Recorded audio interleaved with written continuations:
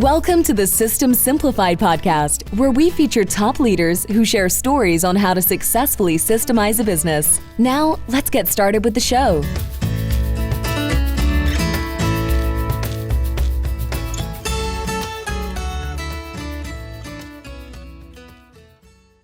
Hello, Adi Klevit here, the host of the System Simplified podcast, where I feature top founders, entrepreneurs, and thought leaders about systematizing a business.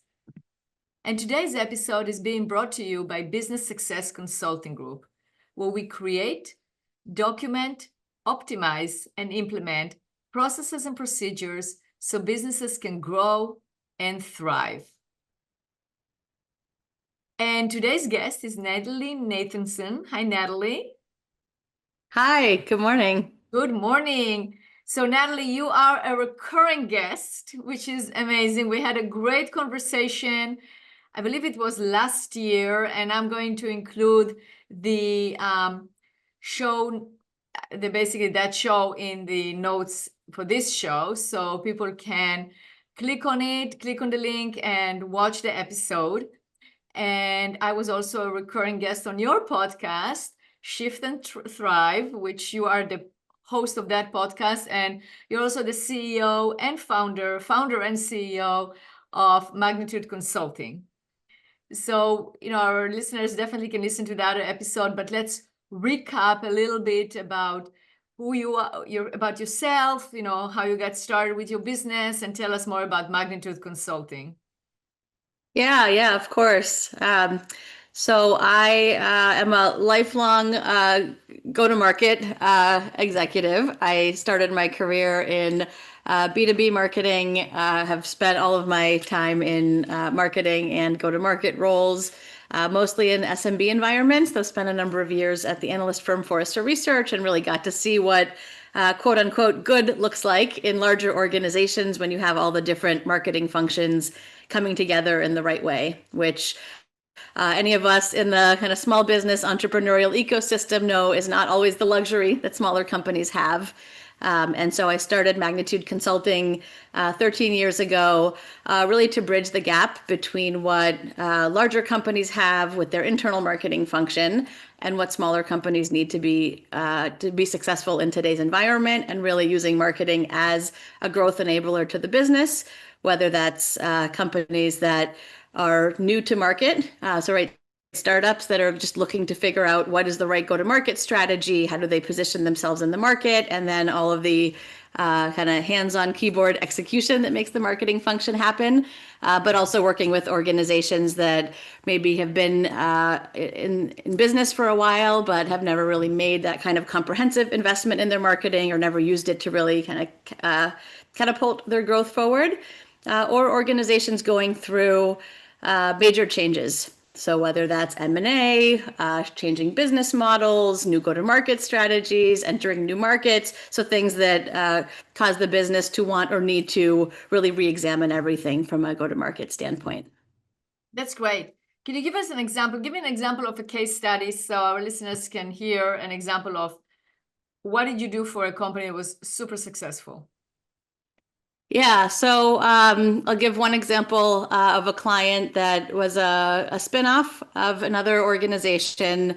They were a startup in many ways because they were just getting started, but had, I guess, more financial resources than you typically see of an early stage startup, and had some pretty major growth targets to hit in year one of the business. And so the product was in a good place, but didn't really have a lot in place. Brought in a head of sales that was both the strategist and the doer, because he was their first salesperson.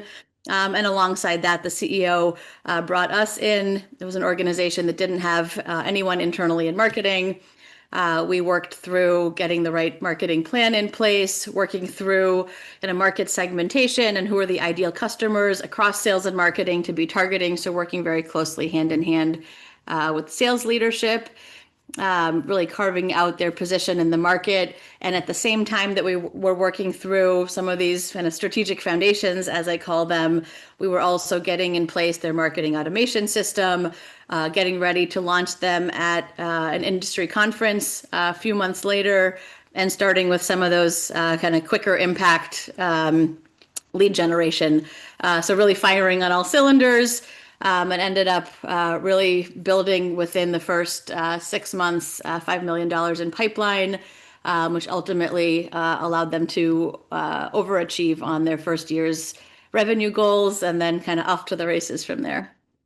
That's fantastic. So it's really a strategic, you had a whole strategy from beginning to end in order to get the final product, which is fantastic. Yeah, thank you. We do often talk about strategy and execution in tandem, and being able to do both, and not needing to wait for kind of months in the ivory tower of strategy before rolling up your sleeves and looking at where you can have that near-term impact. But also not sacrificing the strategy, which I think can be a temptation sometimes when you're trying to move quickly and have growth targets you need to hit, and just the realities that we know in businesses. Exactly. You have to have both, because otherwise, you don't know where you're going. The strategies, they will lead you to where you need to go, and then you have the execution to actually get there. Right. Cool. And you and I recently met in person. You hosted a wonderful dinner in Boston for business owners and CEOs to have discussions about things that are top of mind. And it is a great concept of actually getting people together in person, people that have been, many of them were guests on your podcast, Shift and Thrive. And it was great to meet in person and have discussions. And one of the things, actually not one, the main topic that everyone was interested in is AI, and how is it influencing our businesses, how is it influencing our lives, decisions we are making, products we are selling. So it's a very hot topic that many business owners are, whether they want it or not, they have to deal with it because it's here, right? So that's why we are recording another podcast, because we thought it would be a good idea to actually have a continuation of this conversation here, so we can continue and also share it with the listeners, some viewpoints about AI and where things are at. And, from your perspective as a founder of Magnetude, as a founder of a company that helps clients with go-to-market strategies, how does AI really influence that? And what is, as opposed to the perceived idea of how, I can just do it, I can just enter it into ChatGPT and get a strategy right there and help me with execution, where is it really, where does AI really plays a role, and where does it not? So first of all, what influences do you see in the industry in terms of AI? Yeah, so I think like many industries, AI came fast and furiously, 3 or 4 years ago. And I would say most similar maybe to the software development world, where marketing is really one of the first frontiers of kind of business functions that AI is impacting. And I think, there's never been a time where, certainly in the multiple decades of my career, have seen kind of this kind of change and needing to react to it. And at the same time, knowing that we're just at the very beginning of that, and even being able to plan for kind of where kind of AI technology and automation is today. It's changing so quickly that the way I think business owners need to be thinking not only about kind of their marketing or go to market, but also the agility in their business, because we have to kind of move more in more agile cycles, and plan in both shorter increments, but with an eye towards that longer term strategy. Mm-hmm. I think for many people in the workforce, in kind of marketing disciplines, you can't really compare this to anything that we've seen in the past. You could say maybe social media, maybe the early internet days, but this feels like a whole different ballgame. It's like the early internet days on steroids, right? It's kind of like it's just the amount of impact and amount of shift that here, it's very big. Hmm. Yeah, certainly. And I think it creates both challenges and opportunities for organizations, for marketing functions. I know one of the conversations we talked about a lot at the dinner was really how to do it right. And kind of doing it right includes from a kind of security and governance standpoint, making sure you're not negatively impacting quality, making sure the mandate from the top is not just, hey, let's do more with less, because ultimately quality, creativity, innovation are all getting negatively impacted by that. Recognizing that it's never been, I always say this these days, like it's never been easier to create mediocre stuff like content and all of that, right? And you mentioned just kind of putting a prompt into ChatGPT and, okay, here's my blog, here's my press release. And unfortunately, that is happening a lot. It doesn't serve anyone. It certainly doesn't serve your target market, your customers, and can have negative ramifications. But because it's out there, the digital noise is stronger than it's ever been. And that's what's really, I think, needing to push organizations to look differently at kind of how they're running. It is. So how are you reacting to that? Or, I mean, not reacting, it's kind of like, not the reactive, but how you proactively doing something about it. What are your concepts in terms of like, what is it that you need to do as a leader of an organization that deals with marketing? What do you do? Yeah, so I'd say I have a bit of the two hats to wear on that. One is kind of the business owner and CEO of a professional services firm, and what does that mean for our kind of organization to some degree, agnostic of kind of being a marketing services organization. And then there's right, what does this mean for marketing, for go-to-market, for kind of all of kind of the discipline that we lead. I would say, phase one in marketing, I would say, is looking for those efficiencies and looking at, again, training your team, whether that's one person or 30 people. There's a big change management component that needs to come into place, and making sure everyone's coming along for the ride, so to speak. So that was something very important to us as an organization from kind of that, I think it was November of 2022. Might be getting the year wrong, when ChatGPT first rolled out and we saw the writing on the wall. So making sure as individuals and as an organization, we're kind of bringing everyone along for kind of how to work differently in the future. Making sure to have the right foundations in place, both strategic foundations that kind of who you're going after and the messaging is right and the competitive analysis is right, so that you're not kind of pointing scalability in the wrong places, because I think that's a bigger risk than it was before.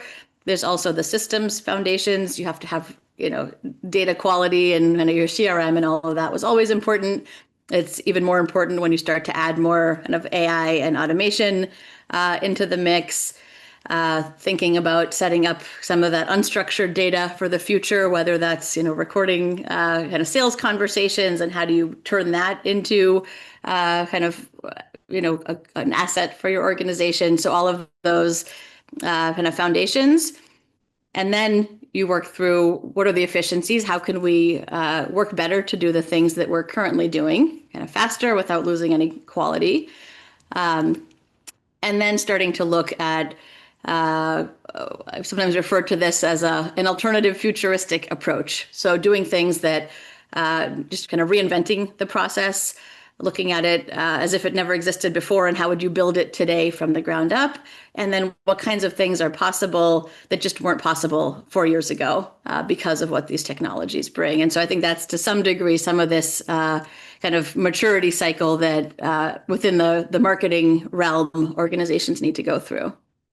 I like it. And I like it how you ask yourself the question, what else is possible? Because then you're really harnessing the AI and the new technology in order to push yourself to the next level, or get to the next level, help your clients get to the next level. And that's a differentiator, because you can, if you don't have that expertise, how you're going to get to the next level. So you can prompt the you can prompt the AI to give you maybe a mediocre blog, but really using the tools in order to dream bigger and get to what is actually possible. That is a key differentiator, because that, if you don't have that ability to think, then it's not going to go there.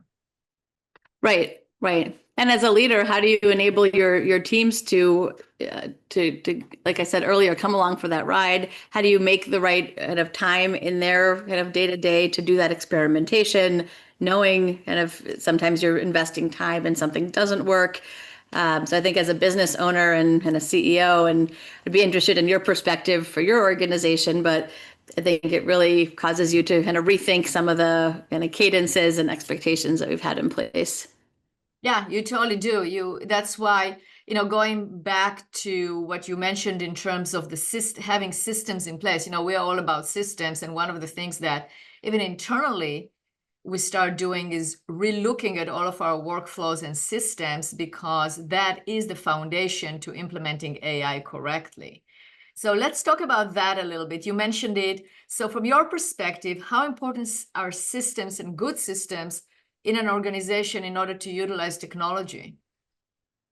Yeah, I think it's critical. And I think it's both, from the technology standpoint, so having the right kind of tech stack and kind of systems and from kind of that perspective, but then the processes. And it's hard to optimize a process if you don't have it documented. So that can be the unsexy part of getting value out of these and unlocking these capabilities, but making sure that you're documenting the current process, looking for those optimization areas, but then also taking that look to kind of where can you turn it on its head and just look at things quite differently.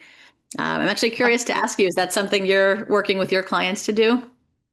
Absolutely, yes. And by the way, you mentioned it, like this is the unsexy part. And then yesterday I interviewed Peter Goldstein for my podcast, and I can include that in the show notes as well. And he was mentioning, well, people say, oh yeah, this is like a boring business, and he goes, well, there is nothing boring about cash flows. If the business is actually producing cash flow, there's nothing boring about it. So if having processes in place will get you the cash flow and it will increase the viability of the organization, there is nothing boring about it. So yes, and to answer your question, absolutely. We've been working with many clients, and I'm seeing the trend, and that's, as you said, being agile and adapting to it.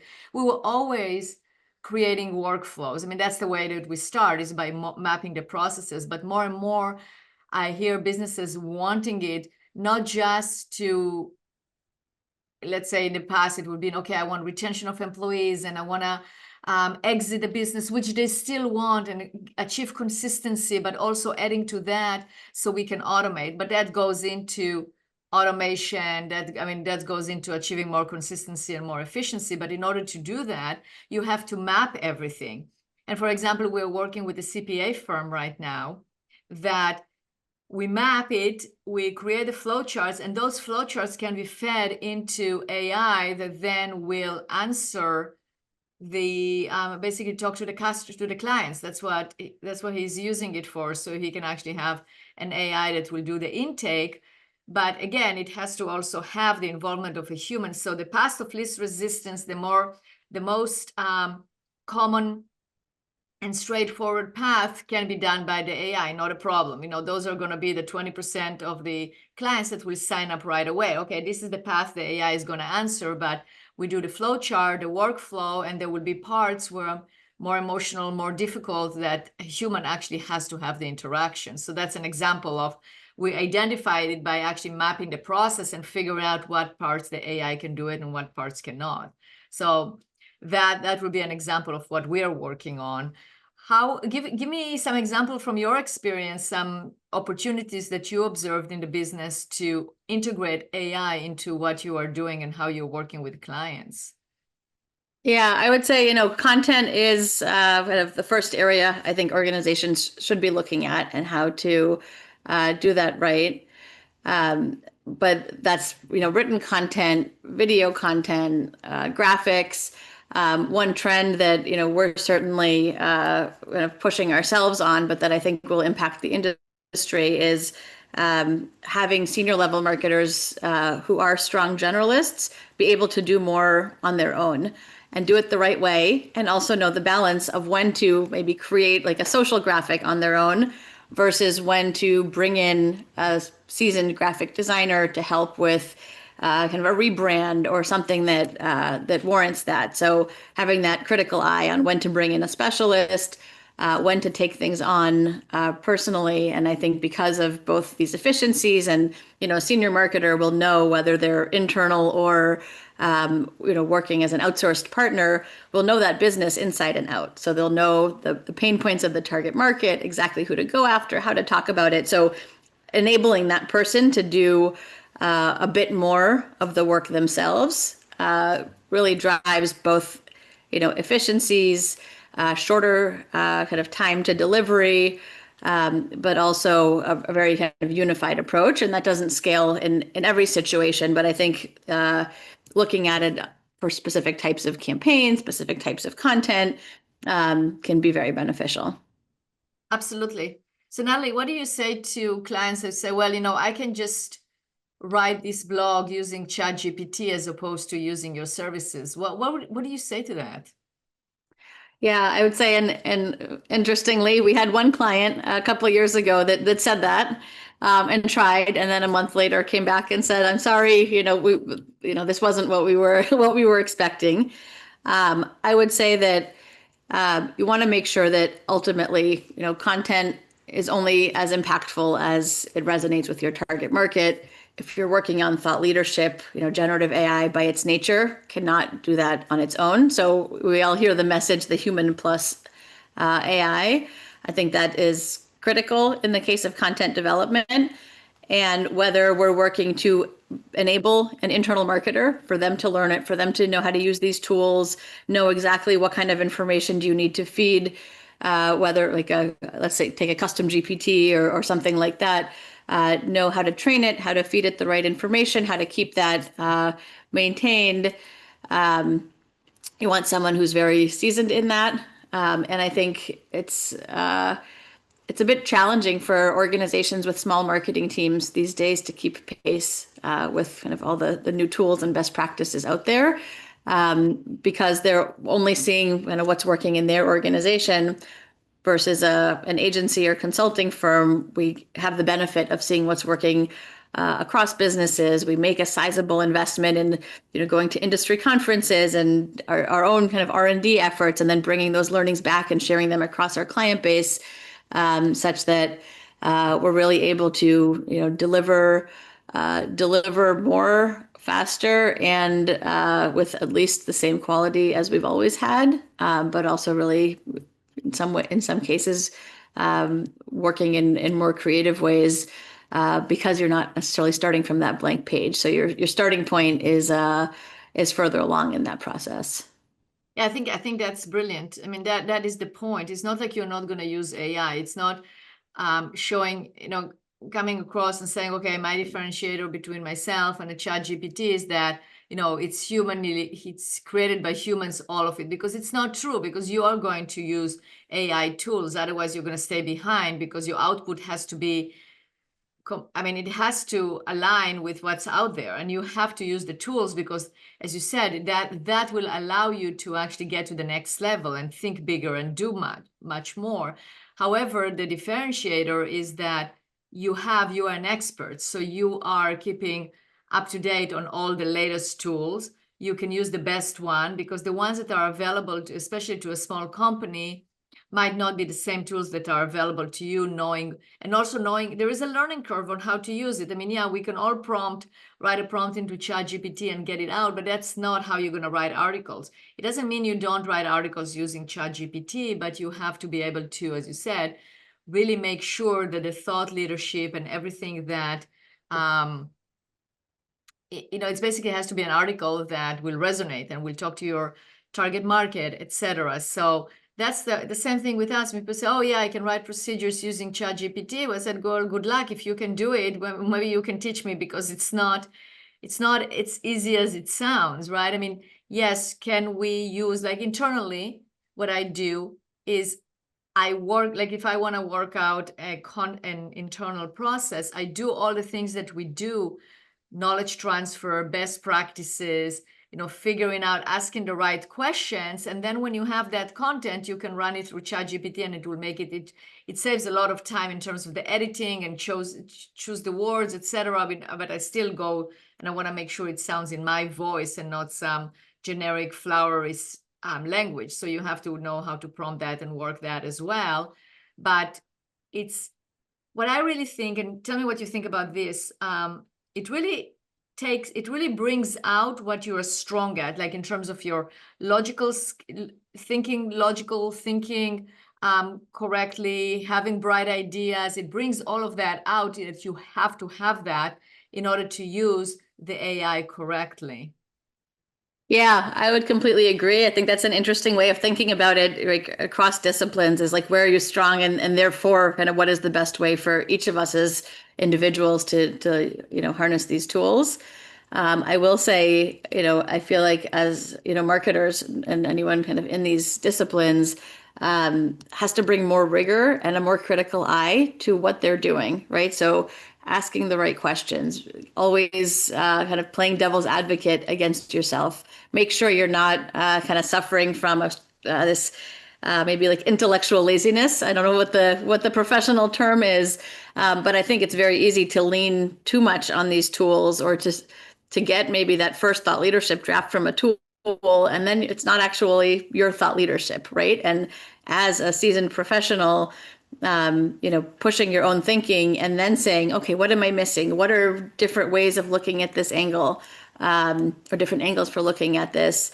And I think it's very tempting to kind of take that path of least resistance. It's much harder to continue to push yourself, both in your own field, but also with the learning and kind of learning in some of these other kind of AI and automation areas that maybe were not your own kind of personal strength previously. And I know me as the business owner have been very focused on kind of pushing myself in the areas that were maybe less comfortable for me in years past, but also less necessary in years past.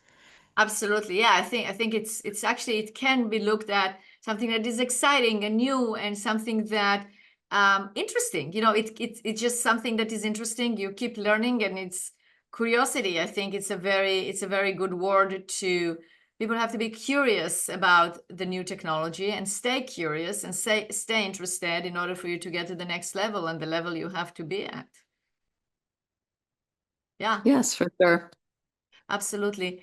Natalie, thank you for being a guest on this podcast. This has been a great conversation. And this is an example, like, people can look into the type of conversations that we had between other CEOs and sharing those ideas. And I think that is also very important to do, to talk to your peers, to have those meetings, to have those open conversations, because that is what you will learn and also give to others, and then create this new ecosystem that we live in.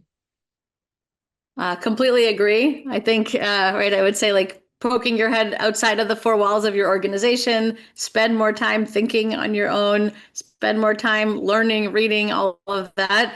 That's where I challenge myself. I know a lot of the peers around me get so much value from that, and I feel like necessary for the world we're in, and even more where we're headed. I agree. So thank you so much for being a guest. And if our listeners would like to listen to your podcast or reach out because they want to know more, or they want to ask you questions, how can they do that? Yeah, so I would say to reach out to me. LinkedIn is the best way to get in touch. I'm very active on there. So Natalie Nathanson, I think it's Nathanson is the domain. My podcast, Shift and Thrive, is on all the major podcast networks, but shiftandthrivepodcast.com is the domain. And then my marketing consultancy is magnitudeconsulting.com. Excellent. And we'll obviously include all of it in the show notes. So thank you very much. And thank you to our listeners for listening. Thank you so much for having me.